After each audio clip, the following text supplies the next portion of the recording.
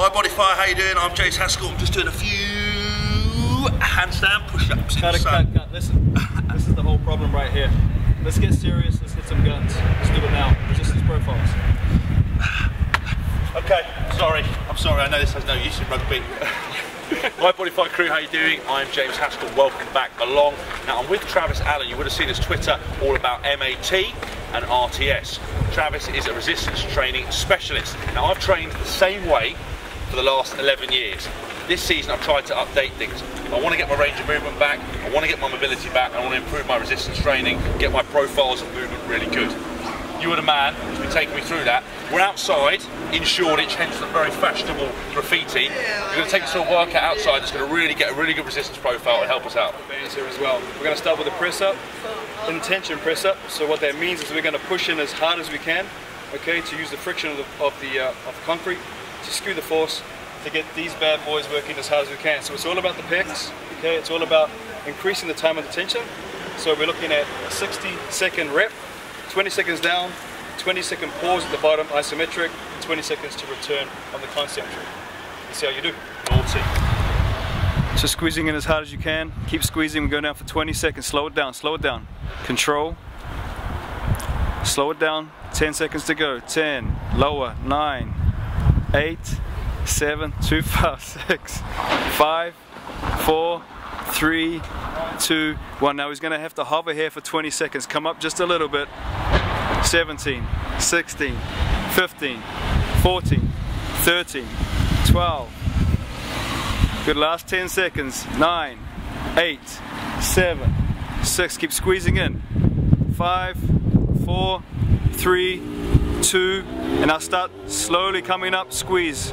Imagine you're wringing out a sponge here, drive those hands towards each other, control it, get that pump on. It's all about the pecs. Squeeze, squeeze.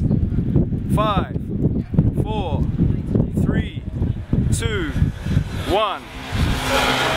Okay, so the next thing we're going to do is another variation of that press up. That's right, we're going to manipulate this a little bit differently. When we're in the gym, you see a lot of guys making the same exercise redundant, not changing the resistance profile. So what we want to do here is we want to approximate the origin and the attachment of the muscle as best we can. It's all about getting that muscle as short as we can under tension, okay, and then taking it away. So because we're in the street, what we're going to do is we're going to look to do that in an inverse of joint action is what we call it. So we're going to get you to go down into the press up, you're going to come up, you're going to reach across, and what's going to happen is you're going to shorten the pec on the opposing side because it's on the ground and you're going to be taking yourself across towards it. I don't think people realise quite how painful this stuff is doing it.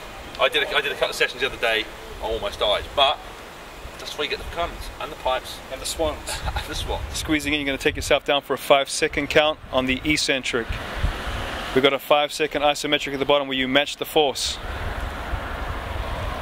You're going to be a little bit more explosive on the way up and reach across and approximate that pec towards the humerus or the arm. We're looking at doing about 4 reps here to get to our 60-second time for an elite level athlete.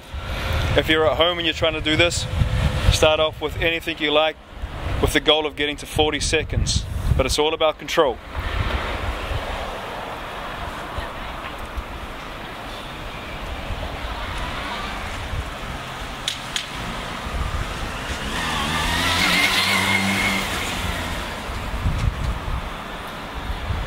This is all about not counting your reps and making your reps count.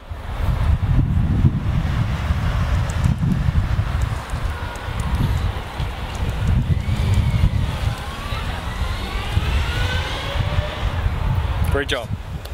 Okay, so the next exercise after that is we're going to do a variation of the mountain climber. So everyone's probably seen this one where we're on our feet and hands, we're looking to bring the knees in, work a little bit of core, but unfortunately in this exercise there's not much resistance. So what we're going to do is we're going to add our little band into this, and we're going to create a resistance profile where we can get a little bit more challenge in the shorter positions again, work the abs a little bit more, and we're also going to increase the friction by pulling our hands back, which in turn is going to help create more of a resistance profile for the abdominals.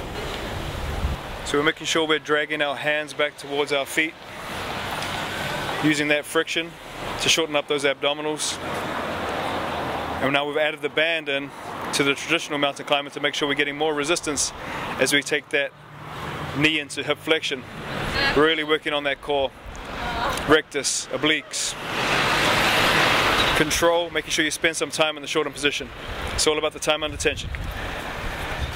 Next one, we're going to turn it around, get a little posterior action going on. So we're going to do a little bit of glute work, not just for the ladies, but also for the men. I know the ladies out there like a nice tight pair of glutes as well. Probably a little bit more percolated than that, but hey. What we're going to do is we're going to take this band again, and we're going to do some posterior work. So we're going to do hip extension with a little bit of external rotation work on your glute max, and then we're also going to do a bit of lateral work and work on our glute med, glute min, and work through the transverse and frontal planes.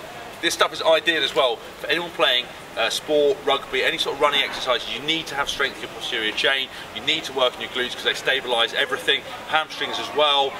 You know, a lot of people just miss that stuff out. Everyone wants to do the squats, everyone wants to have big quads, but forget about the posterior chain. Yeah, those little muscles are really important in stabilizing your joints. You know, your hip drive, your hip extension, your sprint work. You know, you don't have to be an athlete to do this stuff. You just want to get stable, you want to get strong, you're looking to you know, come back from injury, whatever else. These things are key. So we've got extension with a little bit of external rotation, working on the glute max. And we really want to be still keeping that time and attention, so we want 5 seconds coming up, a 5-second isometric at the top, and 5 seconds to return your foot down to the bottom. So not only will this work the leg that you're raising, it'll also work the standing leg. So you're looking at 4 reps each side, which is 60 seconds of work per leg, per glute. All you need is a flat surface, a little rubber band, a band with 2 handles on it, and you've got the perfect workout. And a willing participant. And a willing participant. That's me. That's me. And you don't need a gym membership, you don't need any of that stuff. Listen, we know you enjoyed that video. It's something different you wouldn't have seen or heard before. Travis is available on Twitter at TravisAllanTT.com, although I'm only here for my movie star looks today. He definitely rates himself. I rate myself. Give us a banter thumbs up if you liked us. Give us a fun police thumbs down if you didn't. Please comment at the bottom. Any questions, submit them to me or Travis. We will come back to you. See you soon for more RTS and MAT and Bodyfire, baby. Little horseshoe. Horseshoe? Yeah. Horseshoe. Tricep. Hashtag Team Bodyfire. Welcome back, guys. How you doing? Now, this is the second masterclass video we're doing. It's going to be on chin-ups. Okay, these are an exercise that loads of people hate, but are really, really good.